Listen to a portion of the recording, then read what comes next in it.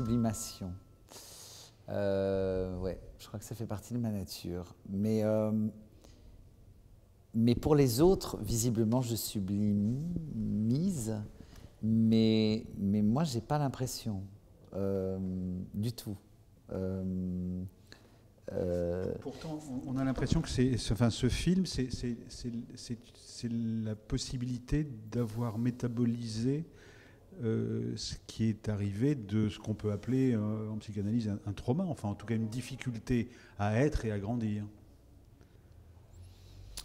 Oui, mais... Comme un peintre sublime. Mais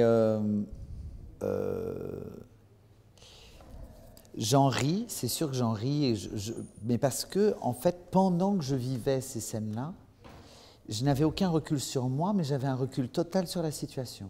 Total. Je la voyais, mais sur moi, je n'en avais aucun. J'étais incapable de m'évaluer sur le moment, mais vraiment incapable. En revanche, la situation, je dis, là, c'est quand même énorme, là. Hein. Là, c'est cocasse quand même, parce que c'est pas du tout ce que j'attendais. Enfin, mais j'arrivais à rire de ça, mais je continuais quand même. C'est quand je suis rentrée de cette thalasso bavaroise que je raconte dans le film et de ce qu'on m'a fait sans me prévenir, j'ai raconté ça dans un dîner, on était tous morts de rire, mais au bout d'un moment, un ami me dit « Mais tu t'es pas barré ?» Et j'ai eu mal à ce moment-là, ça me fait mal d'y penser, parce que je me suis rendu compte que ça n'avait même pas été une option pour moi. Donc, alors qu'en plus, ça m'a coûté une blinde, ce truc. J'étais client, mais pourquoi est-ce que... Donc avoir à subir. Oui, pourquoi je suis devenu patient de ça, pourquoi mais en même temps, je l'ai raconté en hurlant de rire, en marrant. Voilà.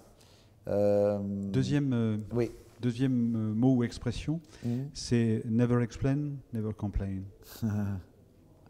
Eh oui, never explain, never complain. C'est vrai que moi je suis né dans la haute, comme on dit, c'est un peu une règle d'or, mais qui est la moindre des choses. À partir du moment où on a la chance, la vie est une lutte pour tout le monde, bien sûr, mais quand même, à partir du moment où on a la chance de changer de décor en claquant des doigts, de manger à sa faim et ce qu'on veut en plus, et bien souvent, tout ça, tout ce luxe, tout ce confort, la moindre des choses, c'est on ne va pas se plaindre. Voilà. Mais au-delà de ça, moi j'ai une grand-mère extraordinaire, la mère de ma mère, qui me disait « On ne renie rien, on n'usurpe rien et on ne se justifie jamais ». Moi, ça me parle plus, ça. Parce que je trouve ça plus constructif que never explain, never complain. C'est un peu comme des limites. On dit « Ah bon, d'accord, alors je ferme ma gueule. » Bon. Mais... Où je domine. Où je domine. Ah oui. Ah oui, comme quoi. Vous voyez, le passif en moi, il n'envisage pas ça.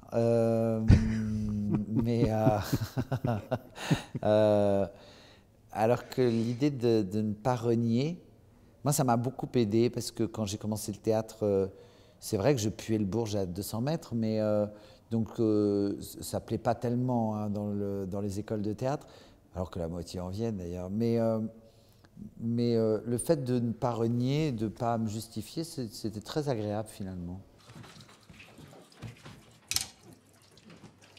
T'as pris ton médicament? Quel médicament? Ton médicament, t'en as pas 36.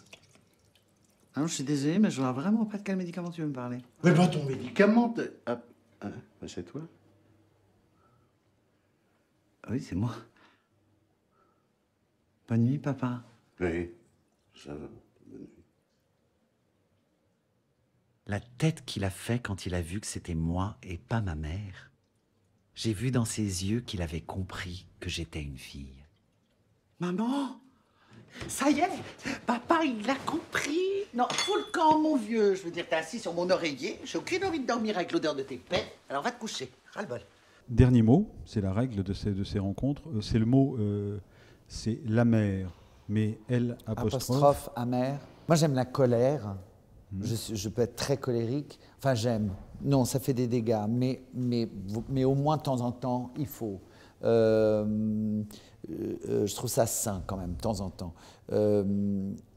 La tristesse, l'ivresse de la mélancolie, j'adore.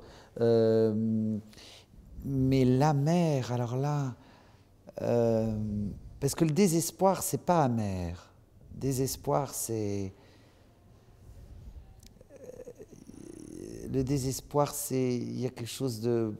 Enfin, pour moi qui est russe, c'est soude, ben c'est... Voilà. Mais amer, alors là, c'est un goût, ça, c'est affreux, puis ça sort même pas, ça sort pas, c'est affreux.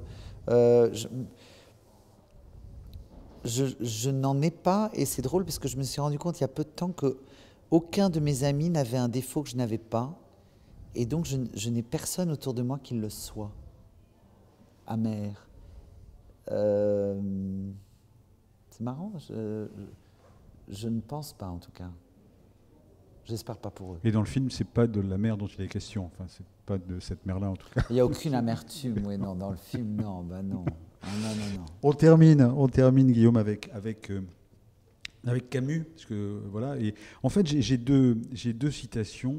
Je vous les propose toutes les deux. Vous prenez celle qui vous convient.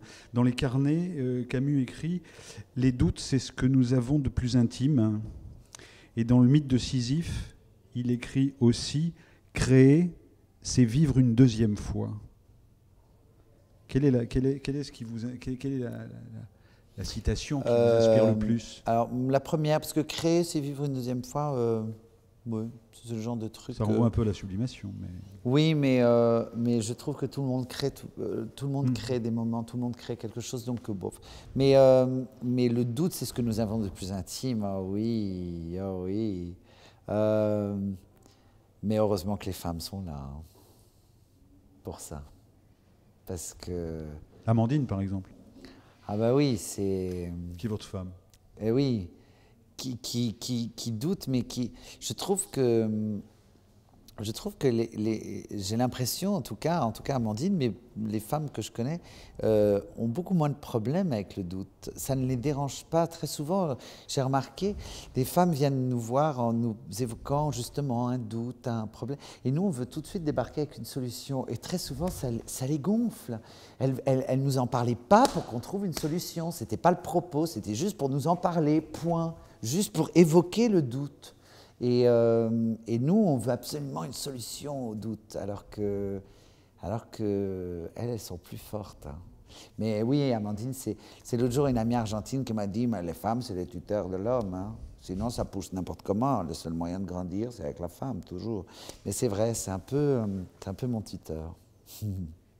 Merci. Merci à vous.